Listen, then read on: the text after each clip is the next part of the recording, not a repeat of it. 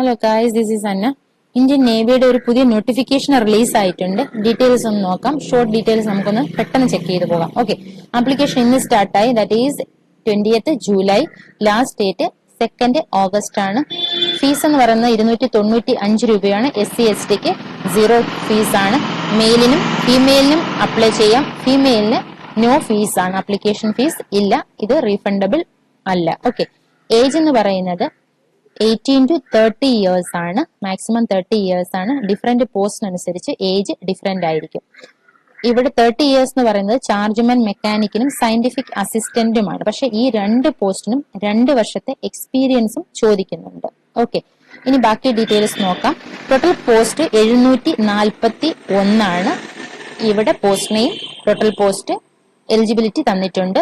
Multi tasking staff 16, class 10, matric അല്ലെങ്കിൽ ITI certificate. Fireman 444 post, 10+2 ആണ് ചോദിച്ചേക്കുന്നത്.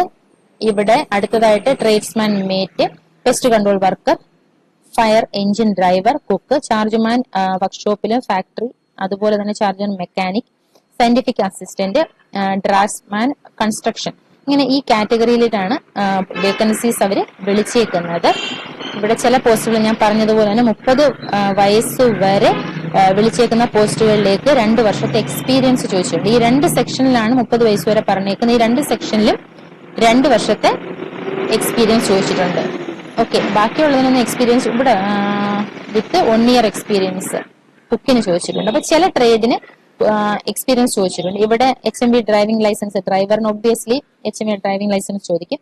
ബാക്കി ഇങ്ങോട്ട് ചില ലാംഗ്വേജുകളുടെ കാര്യം പറഞ്ഞിട്ട് നോളജ് ഓഫ് ഹിന്ദി അല്ലെങ്കിൽ റീജിയണൽ ലാംഗ്വേജ്, ഇങ്ങനെ ഓരോ സെക്ഷനിലും എലിജിബിലിറ്റി ഡിഫറെന്റ് ആണ്. അതുകൊണ്ട് നിങ്ങൾ ഏത് പോസ്റ്റിനാണോ അപ്ലൈ ചെയ്യുന്നത് അതിന്റെ എലിജിബിലിറ്റി നോട്ടിഫിക്കേഷനിൽ പോയിട്ട് നന്നായിട്ട് ചെക്ക് ചെയ്തിട്ട് വേണം അപ്ലൈ ചെയ്യാൻ വേണ്ടിയിട്ട്. ഇനി നമുക്ക് നോട്ടിഫിക്കേഷൻ ഒന്ന് നോക്കാം. നോട്ടിഫിക്കേഷന്റെ ലിങ്ക് ഞാൻ താഴെയായിട്ട് മെൻഷൻ ചെയ്തിട്ടുണ്ട്. ഈ വെബ്സൈറ്റ് കിട്ടും. ഈ വെബ്സൈറ്റിൽ INCET 1/2004 എന്ന സെക്ഷനിൽ നിങ്ങൾ ക്ലിക്ക് ചെയ്യുകയാണെങ്കിൽ നിങ്ങൾക്ക് രജിസ്റ്റർ ചെയ്യാനും ലോഗിൻ ചെയ്യാനും ഉള്ള പേജ് കിട്ടും. ഓക്കെ, ഇതാണ് notification. Recruitment of naval civilian staff. ഇവിടെ ലിങ്ക് തന്നിട്ടുണ്ട്.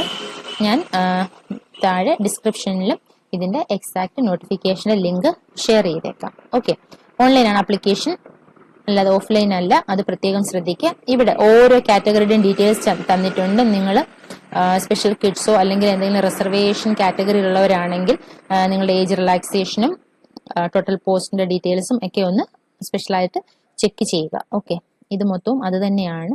PH കാൻഡിഡേറ്റ്സിന്റെ ഡീറ്റെയിൽസ് ആണിത്.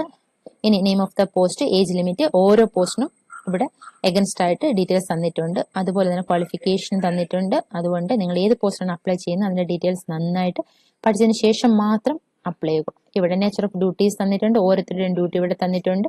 അപ്പോൾ നമുക്ക് മനസ്സിലാക്കാൻ പറ്റും നമ്മൾ അതിന് സൂട്ടബിൾ ആണോ, നമുക്കത് അക്സെപ്റ്റബിൾ ആണോ, അതിനനുസരിച്ച് നമുക്ക് അപ്ലൈ ചെയ്യാം. ഒന്നിൽ കൂടുതൽ നിങ്ങൾ ആപ്ലിക്കേഷൻ അയക്കുകയാണെങ്കിൽ സെപ്പറേറ്റ് ആപ്ലിക്കേഷൻ അയക്കേണ്ടതായിട്ടുണ്ട്. അതുപോലെ തന്നെ അപ്പോൾ ഫീസും ഓരോന്നിനും വെവ്വേറെ ആയിരിക്കും. അതും കൂടെ ശ്രദ്ധിക്കുക.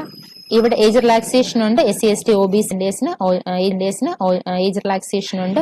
അതുകൂടെ ചെക്ക് ചെയ്യുക അപ്ലൈ ചെയ്യുന്നതിന് മുന്നേ. എക്സാമിനേഷൻ സിറ്റീസ് അപ്ലൈ ചെയ്യുമ്പോൾ തന്നെ നമുക്ക് അവിടെ കാണാൻ കഴിയും. നമ്മൾ അതിനകത്ത് 3 സെന്റേഴ്സ് സെലക്ട് ചെയ്യണം എന്നാണ് ഇവിടെ പറഞ്ഞേക്കുന്നത്. 3 choices of cities from the list. അത് അപ്ലൈ ചെയ്യുമ്പോഴേ നമുക്ക് കാണാൻ പറ്റും. ഇവിടെ നോട്ടിഫിക്കേഷനകത്ത് സിറ്റീസിന്റെ ഡീറ്റെയിൽസ് തന്നിട്ടില്ല. അപ്ലിക്കേഷൻ ഫോർ മൾട്ടിപ്പിൾ പോസ്റ്റ്, ഞാൻ പറഞ്ഞതുപോലെ തന്നെ ഡിഫറെന്റ് പോസ്റ്റ് നിങ്ങൾ അപ്ലൈ ചെയ്യുവാണെങ്കിൽ ഫീസ് ഡിഫറെന്റ് ആയിരിക്കും. വേറെ വേറെ ആപ്ലിക്കേഷൻ അയക്കേണ്ടതായിട്ടും ഉണ്ട്. മോഡ് ഓഫ് സെലക്ഷൻ അടുത്ത ഇമ്പോർട്ടന്റ് പോയിന്റ്. അതിൽ സ്ക്രീനിങ് ഓഫ് ആപ്ലിക്കേഷൻ ആണ് first. Scheme of examination, subject ഇവിടെ തന്നിട്ടുണ്ട്. മാർക്സ് 100 മാർക്കിനാണ്. 90 മിനിറ്റ് ടൈമാണ്.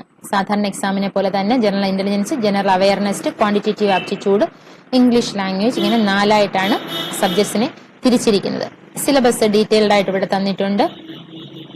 അതൊന്ന് നിങ്ങൾ നോക്കി പോവുക. ഇനി ഡിസബിലിറ്റി സ്ക്രൈബിന്റെ കാര്യമൊക്കെ പറഞ്ഞിട്ടുണ്ട്. ബാക്കിയൊക്കെ എല്ലാ എക്സാമിനേഷനും പോലെ തന്നെ ഡേറ്റ് ഓഫ് എക്സാമിനേഷനും അതിന്റെ എൻഡ് ആപ്ലിക്കേഷൻ സ്റ്റാർട്ടിംഗ് ഡേറ്റും എൻഡിംഗ് ഡേറ്റും ഒക്കെ ഇവിടെ തന്നിട്ടുണ്ട്. Guidelines for filling online application, step by step process ഇവിടെ മെൻഷൻ ചെയ്തിട്ടുണ്ട്. ഓക്കെ, എല്ലാവരും ചെക്ക് ചെയ്യുക. Thank you so much guys.